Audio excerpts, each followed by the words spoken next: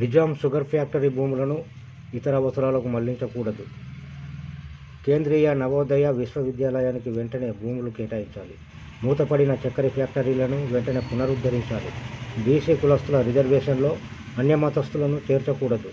రాష్ట్ర ప్రభుత్వ అవలంబిస్తున్న రైతు వ్యతిరేక విధానాలు నశించాలి.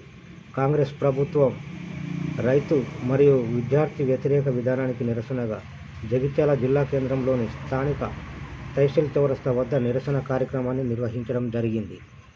బీజేపీ రాష్ట్ర కార్యవర్గ సభ్యురాలు, జగిత్యాల నియోజకవర్గం ఇన్ఛార్జి డాక్టర్ బోగ శ్రావణి.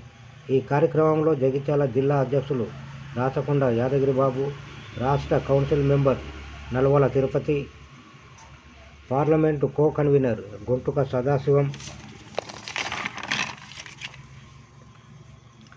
జిల్లా కార్యాలయ కార్యదర్శి జుంబర్తి దివాకర్, జగిత్యాల పట్టణ అధ్యక్షులు కొక్కు గంగాధర్,